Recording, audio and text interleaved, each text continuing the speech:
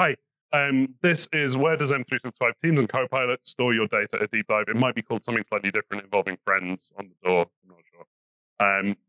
Thank you to all the sponsors. You can't go see them in the expo hall, but I'm sure you all did. If you didn't, then you can feel guilty because we might not have this next year. That's me. Apparently, I need to change that photo. If anybody is interested in UK stuff, anybody interested in UK stuff? Okay. Well, I hold a user group in London every quarter on numbercode.co.uk.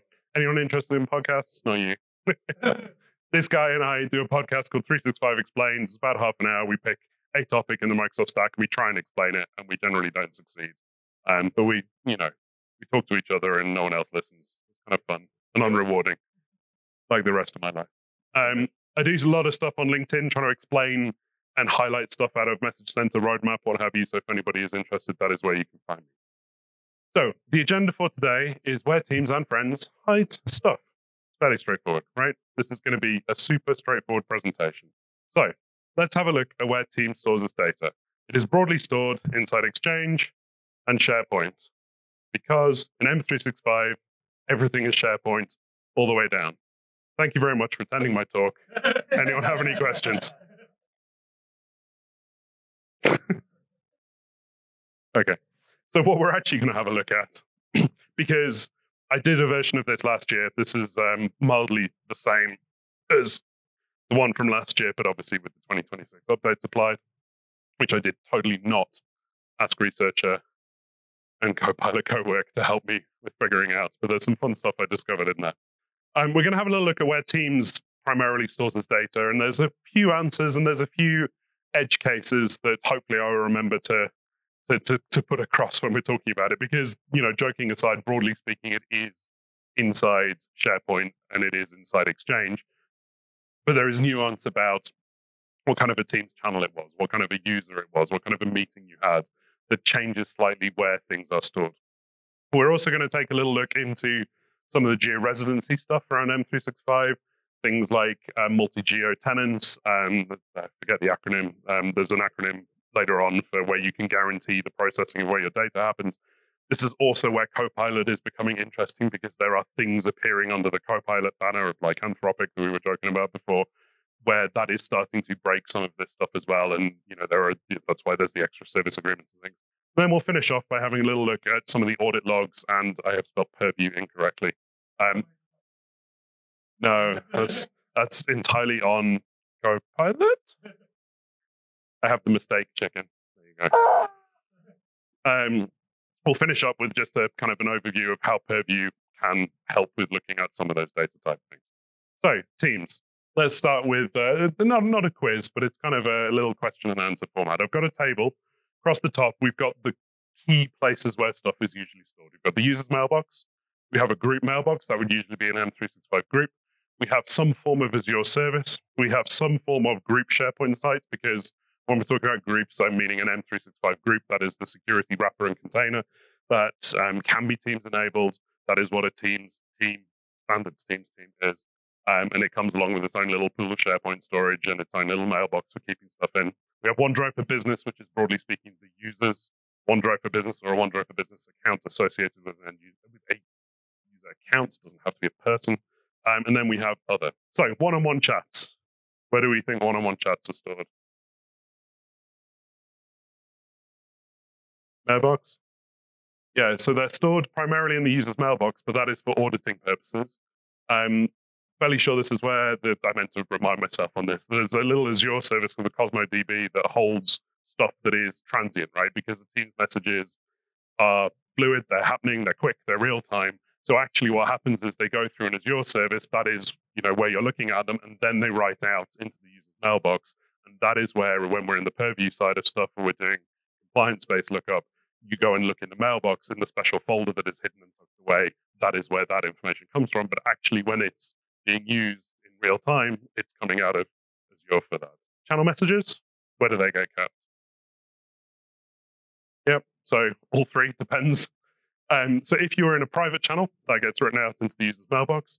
If you're on a standard or a shared channel message, and there's probably a GIF in here somewhere, because shared channels are going to become the new norm for all of this stuff, And then we also have that they can be processed through the same Azure service for when they're in the flow of passing between users. Meeting chat, what happens to meeting chat?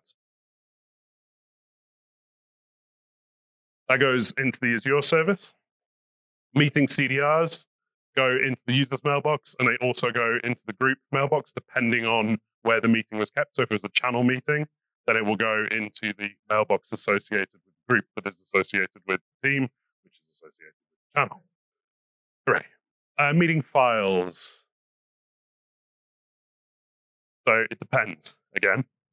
They will go into the group SharePoint site, or they will go into the user's OneDrive sites, depending on who hosted the meeting, right? So who created the meeting, not who opened the meeting, not who joined the meeting, who is the meeting organizer. Chat images. Images are an interesting one.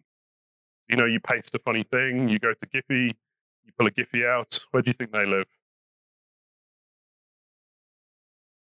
So chat images, there's a special little Azure service called the Azure Media Service. Giphies are just actually pointers back out to Giphy. So if anybody changes, or if anyone has the mechanism to change the Giphy on the back end, it can significantly change the context of your conversation.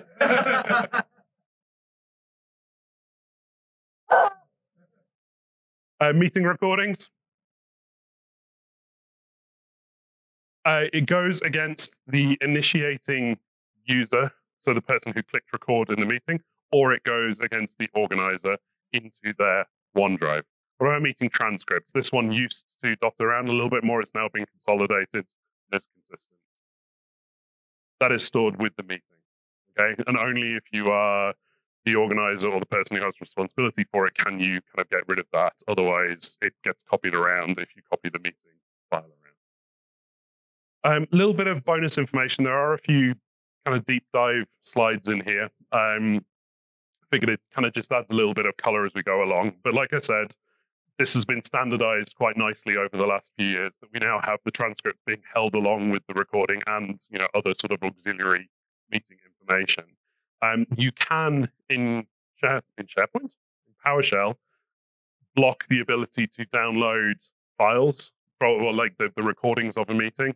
So you can enable that for specific groups of people. So you can block it for everyone in the org and then exclude, say, maybe marketing or HR, who are allowed to download recordings. You can kind of configure that at a tenant level if you want to. You can also swap where the default location is for when a recording happens. So again, it's done through set CS recording rollout policy, and then it is either the meeting organizer or the recording initiator. So you can force it to always be the meeting organizer if you want it to be. What happens if you don't have a OneDrive license, right? Perfectly possible. You could have a user that you've turned OneDrive off. But what happens is it will go into the OneDrive of any co-organizers associated with the meeting. If you have more than one co-organizer, it's, everyone's got a GUID, right? You've got an Entra ID behind the scenes.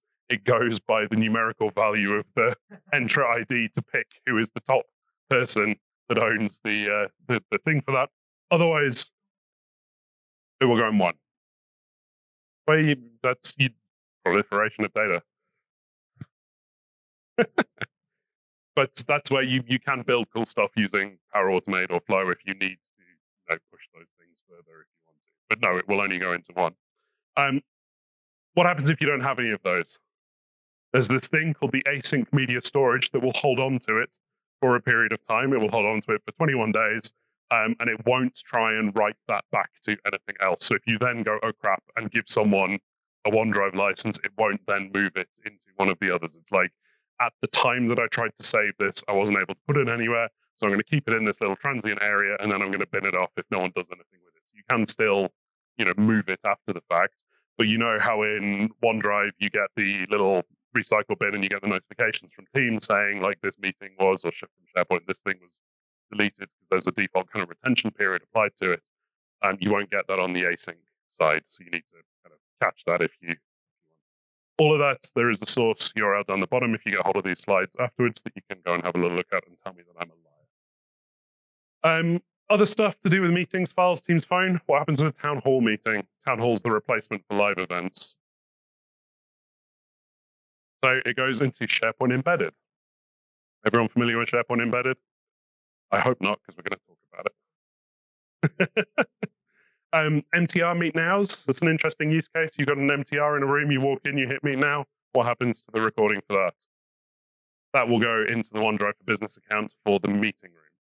Okay. Again, though, it depends if someone else joins the meeting and they initiate the recording. That's dictated back by the default, and it could be that the initiator is the person that owns it, but otherwise it will go to the account for the meeting room. One-on-one chat files. So you're having a chat with somebody and you copy a document into a chat. That is going into your OneDrive for Business. We've probably all seen that. Channel files, where do they go? This one's obvious. Goes into the SharePoint site for the group. CDRs, call detail records. They go into the user's mailbox, as well as, if you're doing like big processing, hi Jamie, stuff like CQD, that is stored out in that sort of place as well. Voicemail, that goes into the user's mailbox, or if it's a voice app, it can go into the group mailbox of the resource account associated with the queue. Call recording, if you do informal call recording, that is where you are in a call in the same way that you're in a meeting and you say, I want to record this meeting, I want to record this call. That is going to go into the OneDrive for Business for the person with the account. What if you're doing formal call recording? Formal call recording is where you're doing compliance-based call recording. So you have a contact center, you have legal, you have something, you have a third-party solution that is dealing with mandatory recording in your environment. The answer is it depends on what they have set up. So usually what happens, if you don't know, with compliance call recording, you can apply a policy against your users. All the different third parties who provide the compliance-based recording for Teams, they have an agent, a bot that lives out in Azure, and that joins the meeting or joins the call behind the scenes, so it can listen in and pull out the media, and then it sends it back to whatever that vendor's back end is, and then they decide where that is going to be kept. Usually that would be some form of cloud storage somewhere, or you can write back to on-prem, depending on who the person is. Okay. A little bit of stuff on Loop and Copilot. I had this slide in from last year, but it's probably not required anymore. I'm assuming everybody is familiar with Loop a little bit now. Yeah? The reason I had Loop in here is because Loop is sort of being driven, or was being driven, I'm not sure of how true a statement it is now, to be kind of one of the underpinning things around the Copilot experience. And we're seeing it as well in things like Facilitator, that it's actually Loop components or Loop pages that are being filled in by Facilitator, or when you do a chat inside Copilot and you say, I want to save this, it will save it out into a Loop page. Use cases, I've got a slide actually that probably sums this up a little bit better. In traditional Microsoft style, there are various different versions of the similar sort of a thing. So we have Loop, we have Copilot pages, which is the thing I talked about, that you save a chat output out, and we have this slightly more newer-y thing, that's a word, called Copilot notebooks. What I've done here is just tried to sort of summarize where you might want to use the different things. So Loop would be, you want to kind of cross-collaborate with people in real time. You can pop a Loop component into a channel, or you can just share a workspace with somebody. People can go on it, they can deal with it in real time. Things like Copilot notebooks, they're best for if you want to have a curated kind of set of information that you want to interrogate Copilot using. You can kind of ground it inside that notebook. It acts as quite a nice kind of guardrail, if you like, boundaries for, I want to talk about this sort of stuff. And then somewhere in the middle, we have Copilot pages, which you will be using depending on where you have kind of generated that content and pushed it out into. One of my minor bugbears is stuff like this. It's getting better, but like the Copilot pages was a nice idea that you generate a report out of, say, research, and you want to save that. So you save that as a Copilot page, but then it was mildly challenging to go back into that page and interrogate it a bit more, or ask a clarifying question like, what happens with your teams? What did you ask me? Voice data enrollment stuff, So like to go and interrogate it further was a bit of a challenge. That is becoming a little bit easier. One of the things to note down the bottom here is where those things are stored.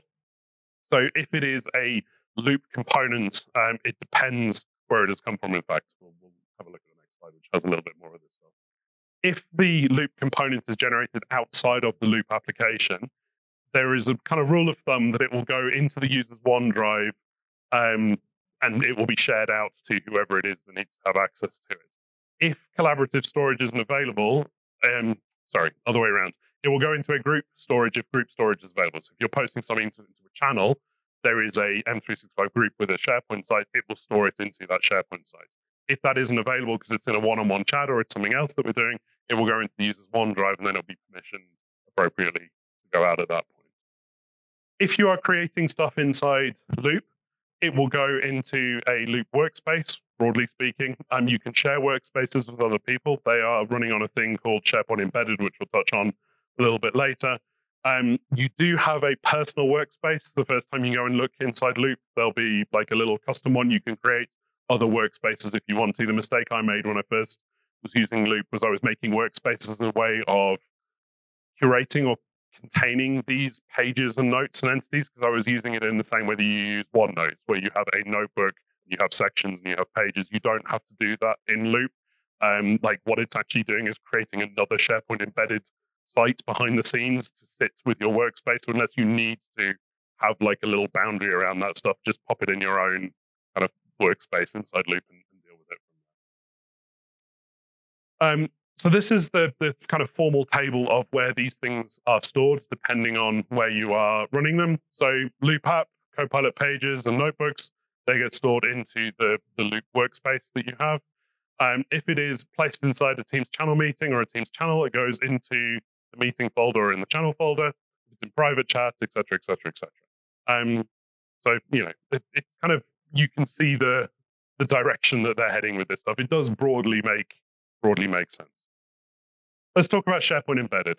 SharePoint Embedded is a file engine that Microsoft have created, right? You know, the joke about everything is SharePoint under the covers. Exchange probably might be at some point. They'll like rip back the curtain and Exchange is actually running on SharePoint. I mean, it better not be. But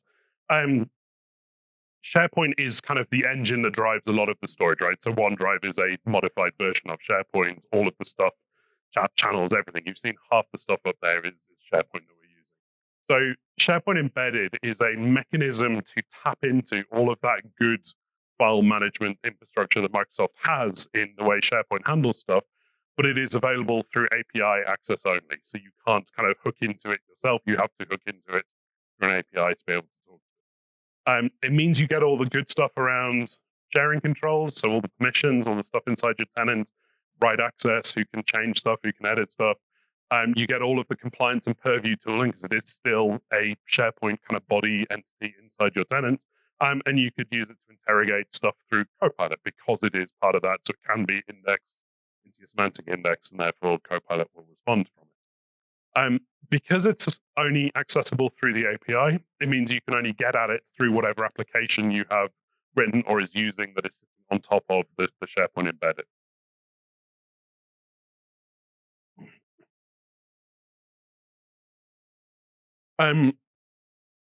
With your tenant, you have a default defined amount of storage based on the amount of user licenses or SharePoint licenses you have in your environment. If you are creating SharePoint embedded containers, then it doesn't count as coming out of your SharePoint storage overage overall, unless you are using Loop.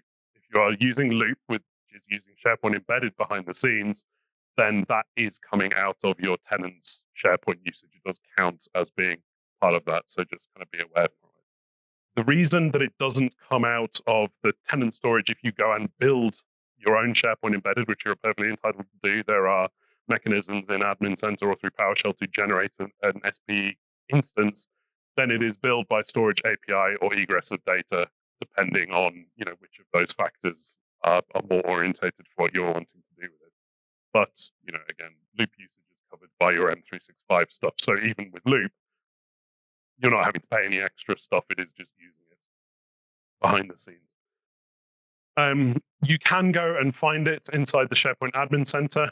There is a mechanism that you can see what SharePoint embedded containers you have in your organization. You can see who the owner, the creator, the person who had them. You will see all of the Loop SPEs in there. There are APIs available for searching inside all of the SPE containers. They are in preview. and it does support the ability, or you have to give it's something along the lines of you have to give the semantic indexer delegated permissions for it to be able to go inside and index inside an SPE. With Loop, it will be covered, but if you've got a custom application or something using SPEs, there may be a little bit of stuff that you need to do to deal with that. Is that clear as mud? Yeah. Loop external sharing, it's worth just calling out. I'll skip through these. But one of my other bugbears with Loop is sharing it outside your organization is a bit of a challenge. So again, things like Facilitator, where we're getting Loop components to go with the meeting, you can't see those things sometimes. You can share stuff externally, but it is complicated. You must have guest file sharing enabled. They must have B2B enabled and have an account inside your organization. Things like sensitivity labels may still trump and stop that stuff from being able to happen. And you can only see it when you're in as your guest account, not when you're in as your proper external account. I'm hoping there are two things I have beef with Loop for. One is the external sharing is a little bit complicated. The other is because I came from a OneNote background where OneNote is very good at synchronizing and offline. With Loop, there is no synchronization. It just is real time, and therefore there is no ability to offline it. So, you have all your amazing information stored inside Loop and you're on the airplane, you can't get access to it. So just be aware of that. The other thing on the on the Loop side is it in Loop? No, I've lost my train of thought. There's one of the mechanisms that you aren't able to actually, Copilot notebooks, I think it is, you can't recover them if you delete them, even though in SPEs it should have all of the recycle bin. It's there. It's just not exposed inside the UI to be able to tap into the API to go and restore and pull that self back out. I keep meaning to plan in a session for me and Claude to M365 with Anthropic models enabled on Opus. To go and have a coding session to see if there's a way of digging into that, because it should all be there. There should be a way of exposing that. It's just not. Okay, M365 Copilot. When you have a chat with Copilot, you get the little history down the left-hand side. Those things are being stored inside your mailbox. So that is, again, for auditable purposes. You can see them. You can, as an end user, go in and delete your chats. If you need to. Whether they are deleted will depend on your compliance policies associated with the organization. If there's any retention or anything like that, then they may still be knocking around. If you push stuff out to pages, we've covered that. It goes into Loop, which goes into your SharePoint embedded. Then we're starting to get into this fuzzy world of agents and what happens with stuff that agents are interacting with and where the data that they are dealing with is going to be kept. So things like a team Copilot, how you can have a Copilot be a member of a team and people can ask it questions and interrogate it. That actually stores a copy of the chats that go into each of the users' mailboxes. So it's not held by the account with the agent, because it's kind of accountless at this point. It will go into each of the people in the channel's mailbox. The other interesting thing, which I didn't know, was that if you ask the team Copilot a question, every individual user, how Copilot follows your permissions for what it's able to give you an answer sourced from. If the answer contains sources that not everybody in the channel is able to see, they don't have permissions to, it will generate the answer to the person that asked the question and will ask if it's okay for it to post it into the channel. So it checks with whoever it was that generated the prompt if the answer is okay. If they say no, do be aware that it does say in the channel, well, hey, someone asked me a question, but I'm not able to give you the answer. It's like a little snitch. But it does then, like if the person says, yes, you're okay, it will still post the answer out there. Facilitator, we've touched on Facilitator. That's it does the little meeting bar, it does the little meeting notes. It gets very cross at you in your team meetings when you are not sticking to the agenda and you're actually having team building, when you're discussing UK-based holidays about pancakes, and Facilitator tells you in the transcript, you're talking too much about pancakes and you need to talk about the, nerd business of the week. So I have mixed feelings about Facilitator. Facilitator is great. It's really handy. If you have Anthropic, there are a couple of things to be aware of. You have to agree to the Microsoft Product Terms and Data Protection Addendum to enable that for your environments. Now, if you're inside the US, this is less of a problem. Most people are like, yes, fine, this is okay. The thing that this changes, I think I took this out of my. Let's hop to this. The thing that changes is that in the original Copilot world, this outer box was the M365 service boundary. So we knew that whenever we were interacting with Copilot, which was kind of working up here somewhere, that everything was contained, it was safe, it was processed in the same manner as most of the rest of your data. And when Graph is like your actual tenant, Anthropic is now like a little dotted box on the side with a secure connection between it. So it means that stuff is going outside of the cozy boundary that you have, which is why there is that addendum that you need to talk to. If you have customers who are in the EU, that can be a problem. It's a big issue for a lot of customers. A lot of people I know over in the EU around, they can't have that turned on. They don't want to have that turned on.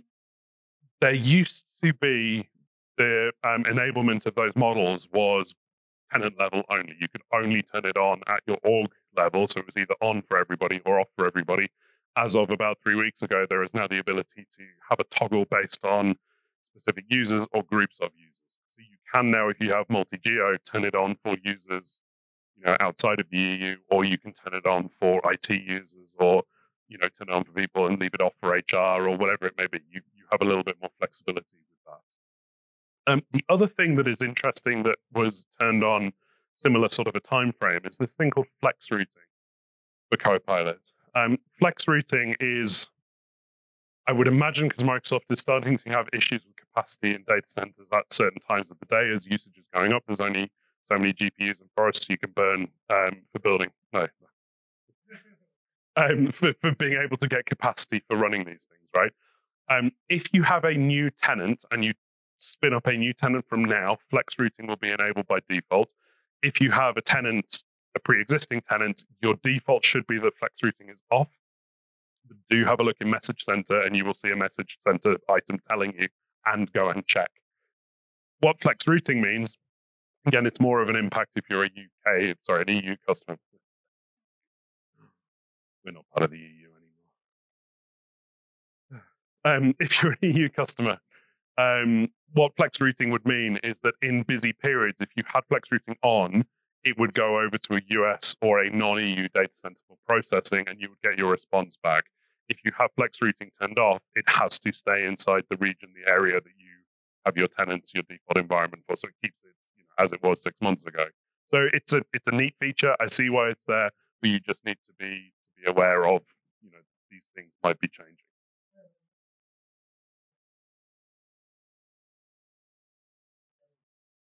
So the question is whether for a new tenant in the EU it is on or off by default. I think EU specifically it is off, but every other kind of a tenant it is on. Yeah, but it's one of those things of like just look, just make sure you know what is on. So that leads us into where in the world does your stuff get kept? So if you have a standard tenant, I'm excluding the high GCC stuff and all that kind of thing. If you have a standard tenant, you can go and look under admin settings, org settings, you will see the value down here that is telling you for the specific services that you have, which region is servicing those things. So you can see for my tenant, most of it is EU and a couple of bits are out of the UK specifically, depending on the workload that I have. The location is set when your tenant is created, and some migrations were allowed. It depends. So for me, when I made my tenants, the EU was the only option. I had to pick Europe West, I think it was. But then UK came online. We've got UK South and UK West. And you can kind of nominate your environment to be migrated. That's why some of my workloads are in slightly different locations. The locations specifically for teams are here. Some of these are only available for new tenants when they're created, but you've got kind of your usual suspects, EMEA as a region, UK. Europe specifically, you've got France and Germany, there's Japan, Italy, etc. So there are kind of breakout regions depending. Now, it's interesting because, again, 4 years ago, when the UK came online, I'm like, okay, cool, yeah, I'll turn that on, I'll move my stuff into the UK. But then now I'm in the Copilot-y world and I'm not an actual business. I just want to be able to play with the frontier stuff and see what's happening. I'm like, well, maybe I should have left that at, EU, or I should have put it as US or what have you. So it's a weird consideration. It's like only, make sure you do your legal due diligence to find out where you should be keeping your stuff. But yeah. There is a thing called advanced data residency. This is the acronym that I can remember, ADR. Has anybody played with ADR, enabled it, had any customers who use it? It's an interesting thing where it is an add-on license that you can pay Microsoft for. It's in pounds, I'm sorry, 16, 17 pounds-ish. And you have to license every user in your tenant if you want to use it. You can't just license the users that you want to be covered by ADR. And this is what it does.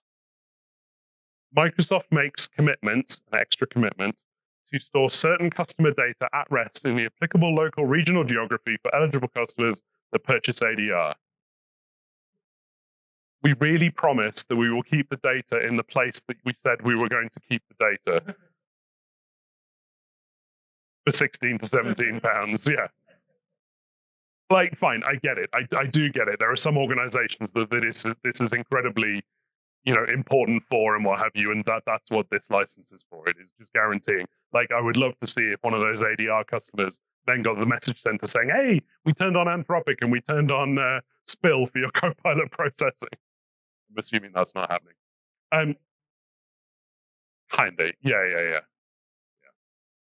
So you can migrate data as well. So my little list where I had stuff in different places. If I bought ADR and turned on that, could force a migration of those workloads to be in the particular region that I want them to be. What does that mean for Teams? Well, this is again the blurb off the help here, but it's like Teams chat messages and customers using Stream. But it's like those other things that will be covered by ADR if we had ADR purchased for an environment. For SharePoint, OneDrive, and Exchange, it behaves the same, the way you would expect that it is kept and stored inside those regions. For Copilot, yeah, same thing. Any interactions we've talked about Copilot is going to the user's mailbox, so it kind of follows under this stuff. But be aware about that Anthropic catch up. That is going outside for processing anyway. So you can still have that on, but you need to be aware that you have that going on. If you are a very, very large organization, or you have a particular requirements to have a thing called multi-geo, you do have the ability to split the workload out based on the user's geography. So you can have users from the US, service from the US, users from the EU, service from the EU. It is for enterprise plans, not for the small business plans, and there is a 5% minimum that you need to have for your environment to be licensed with it to purchase it. You can't just purchase it for like 3 people in your tenant. You have to cover 5% of your users to be able to have this. The terminology is that you have a central location, that is the core of where your tenant lives, and then you have satellite locations, which is where users are in another region and serviced out of that other region. When you turn this on for Teams, there is nothing specific that you need to do. Same for Exchange. When you enable this and set the right attributes, which is this thing down here, that against the Enter ID, there is a preferred data location attribute toggle flag that you can set with the geo that you want to be the satellite geo or the primary geo. And when I say that, it's like the specific code of the region you want it to be in, right? It's not that you say it's like either primary or secondary. You say the geo you want. When you turn it on, Teams and Exchange data will be migrated for you behind the scenes. It will pull out of region.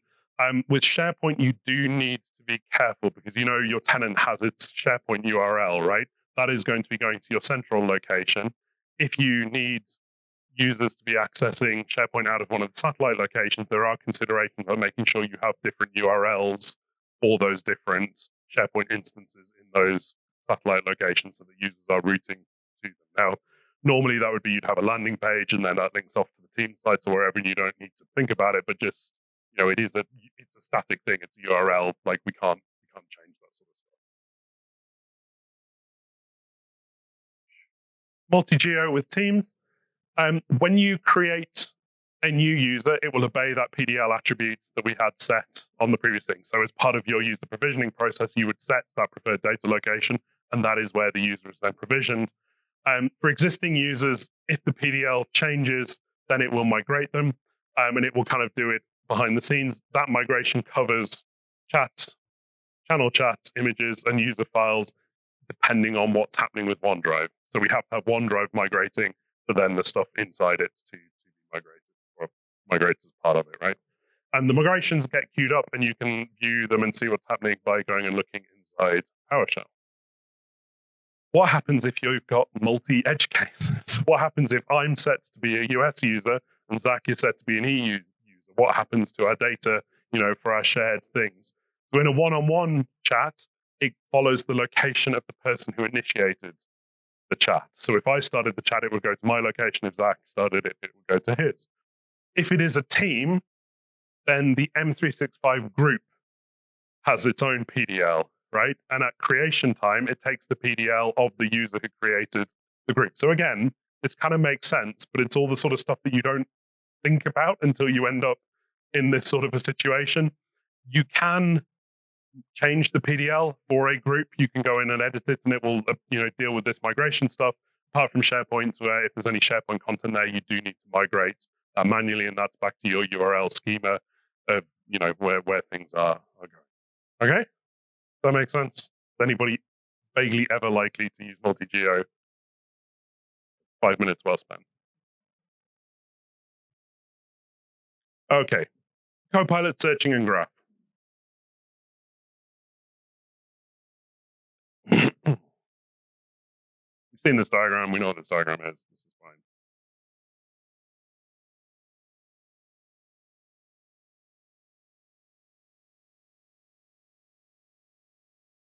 It's now going to jump forward 5 clicks.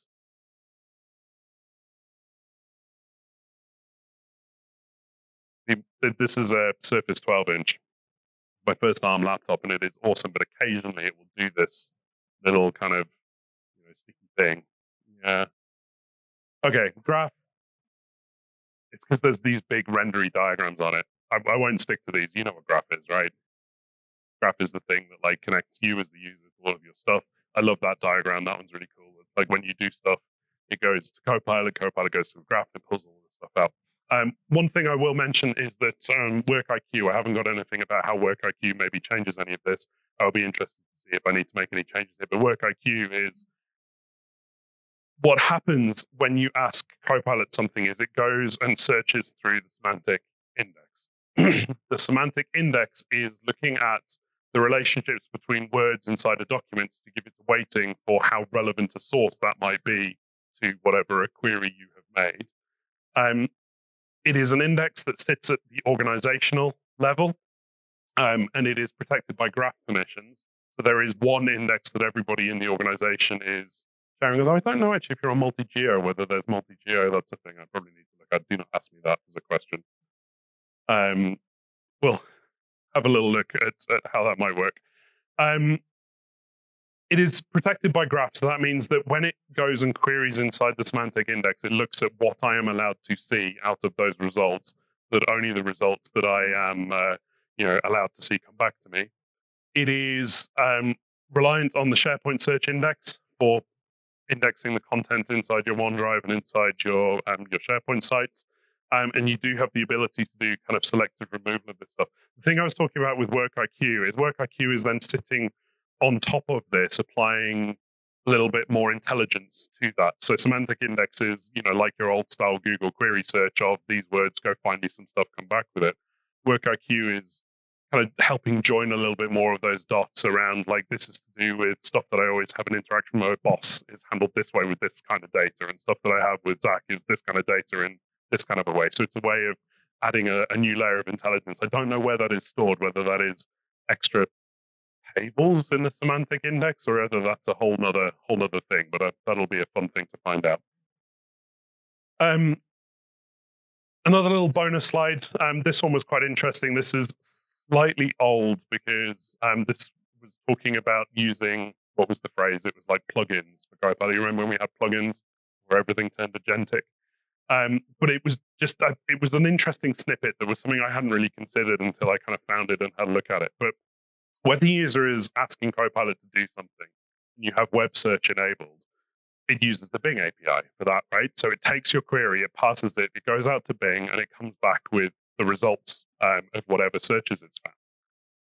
But if you're concerned with your data and what data is being passed about where, we'll get all of these up on screen. this little example comes out of the Microsoft Docs here. So we've got the prompt from the user is, we're looking at acquiring Fabricum. I want a 200-word summary, blah, blah, blah, blah, blah. That is the information that goes out from your tenant to the Bing API. That is the query that Copilot is using that someone outside of your org could potentially see for it to come back with the results. So the Bing API has had a search for Fabricum strategy, Fabricum financials, and then from those results that it got back in the API query, this is the response that it is. And again, it's one of those things that I never really considered, like, when you do those kinds of things, obviously it's data going outside of your environment, but what does that data look like? The other interesting thing when we're talking about stuff like the semantic index, in my organization, we have connectors enabled for Atlassian and Jira, I think it is. What they do is, my mental model was when I ask it to go talk to Jira, that it would go out to Jira and it would do a live query in a similar way to the Bing API, pass the data and pull it back. What's actually happening is it's going out and crawling and ingesting back into the semantic index on a periodic basis what data is out there in the connector land, so that when I make a query, it's going and looking in semantic index, which has a flag to say this has come from an external source. You can have a little bit of a delay on those, depending on what you've configured in the connector, how often it's redoing that indexing. It is also still valid that it looks at that data I pulled in from Jira or Confluence or whatever it is, had these user permissions associated with it if you have SSO on, so it can still do all that fun stuff of, making sure it's permissioned back to me, the right user, so it's not oversharing or anything. But again, it's kind of just an interesting little wrinkle with how those things work. If you have a problem with data exposure in Copilot, I'm sure all of you know these things, but there are a couple of different things you can do with it. In the short term, you can restrict SharePoint search if there are SharePoint sites that you don't want to have as part of the semantic index. You can do a thing called the semantic index removal, where you pull it out of that global tenant database. But be aware that has side effects. That's not just Copilot that then can't search it. That is other people, SharePoint search natively can't search that in your environment. If you have a Copilot license, you do get the SharePoint Advanced Management license now bundled in with that, so you can do things like reviews of SharePoint permissions and go and look at how old data is and if you need to do anything with it. Longer term, you can use stuff like sensitivity labeling and DLP, and make sure you've got proper things like lifecycle management in place, etc., etc. So there's a few different bits. There's plenty of sessions out there that will run you through that sort of stuff in more detail. But I thought, given we've been talking about data security, data residency, it's worth just having a little reference frame. We're nearly there. This was the last section. Getting hot in this jumper now. Audit logs. Audit logs, you can have a standard license that's included as part of your enterprise, your business plans, or there is a premium license available. There is the application administration activities that are logged inside there, so you can see when an admin does something with an application inside your tenant, that will be registered and logged inside the audit log. You can log the communication compliance activities, so things like when team policies are updated, who changed the policy, what policy matches happened against something. Inside Copilot, there's a whole bunch of stuff that is audited. I think I have separate little slide that touches on that, so we won't go into too much detail with that. The e-discovery, if you have that enabled in your organization, you get a whole bunch of stuff that is logged that you can review and see what's going on. And we have file and paging activities as well. So who created files, who modified files, who accessed files, what happened with permissions, who deleted files inside SharePoint, inside OneDrive, all the fun places that we've been looking at.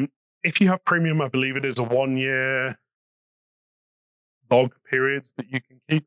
If you need more than that, then there is an additional add-on license that you can have that will give you up to 10 years if you really, really need to keep hold of your audit log for a long period of time. You can set retention policies against those things as well. So if you need stuff for 7 years, you would buy the 10-year license and then set a retention policy to kick it off after so many years.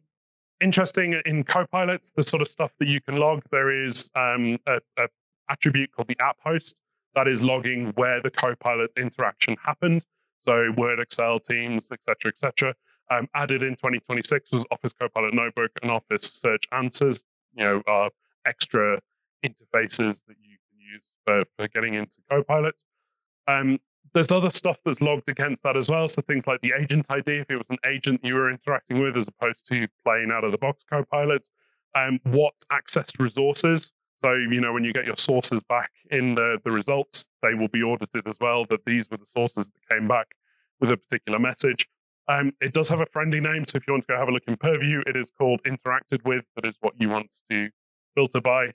And, because of all of the hard work Microsoft has done over the years, Copilot hasn't had to be shooed in to fit against all of these things because it is sitting on top of, SharePoint and Exchange and Purview and all that nice kind of governance layer that, if you have that stuff set up in your environment, Copilot is just going to appear there and be an additional workload and source. And again, there's a little link down at the bottom there if you need more information about this. Okay, last one. This is a whistle stop thing about what you get inside Purview. Purview is the management suite of tooling for dealing with different types of data protection. This slide, again, is technically beyond the scope of what I was aiming to cover, but I figured given we talked about all the other stuff, I couldn't at least kind of make a nod so that you have an understanding of what licensing covers you for what and which particular piece of Purview might be of interest. So, e-discovery is how you can search and export content across your entire tenant, so you can go and look at what sort of data you have got where. It is available on basic plans and on the, I didn't change that one, that should be E5 Plus, because of course now we have E7, which is E5 plus Copilot plus Agent 365. If you have data loss prevention, that is being able to prevent certain types of external sharing, making sure that you're not leaking data outside of your organization. You do get some level of functionality with E3, but you get higher capabilities with E5 and E7. Should we just say E5? And you know that when I say E5, we mean E7, right? Thank you. We have data security posture management. That is what data we have got where inside our organization. So if you need to have visibility of, I have stuff that looks like financial records over here, and I have stuff that looks like CVs and PII information to do with users over there, you can kind of pull that stuff out in a report to know where you need to go and dig. That is an E5 Plus feature. Information barriers is if you need to be able to restrict sharing of information between groups of users inside your organization. So you have, users working in a different part of the world on a super secret project for one customer who can't interact with people who are dealing with a competitor in another part of the world, whatever. Then you can look at using information barriers. That is part of the additional license. We have information protection that is available under E3 and E5. We have insider risk that is looking at, is there any suspicious behavior for people inside the organization with sharing information, not just sharing it externally, because that would hopefully be caught under your DLP, but sharing inside the organization.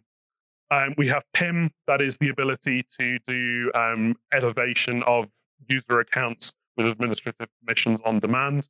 So that, the old school was that we used to have a user account and an admin account. With PIM, you can still have a user account and an admin account, but the admin account doesn't have privilege until you go into PIM and say, I'm doing this job, I need this thing.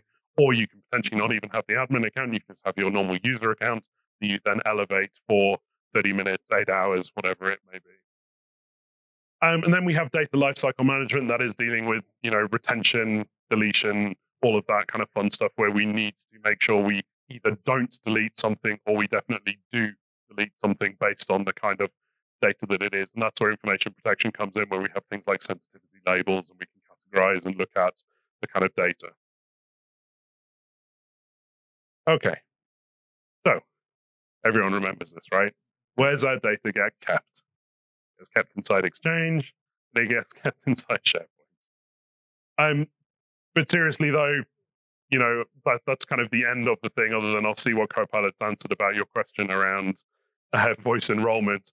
I hope that's just given you a little bit of a flavor of the nuance, that it is broadly quite simple, but it is also quite deeply complicated in the nuance of the multi-geo and who starts a chat and where starts the chat. But to Microsoft's credit, there is a fairly sensible amount of logic that has been applied against that, and things broadly speaking do apply in the way you would expect them to apply. So let's have a look.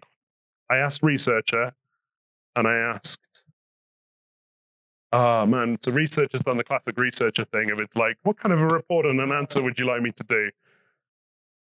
So I'll just tell it to go for it, and we'll see if it pulls back the answer. And then what did Cowork do?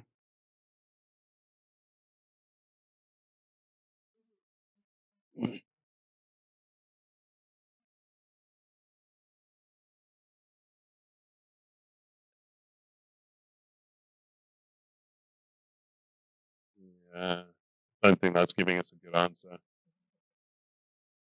All right, if you come back next year. Oh, did you see the question that I asked? You need me to read it out so it's on the recording. One of my attendees, and it's an us, he wants to know. Alrighty, so where are we? Questions? Any questions that I can answer? No. All right, thank you so much.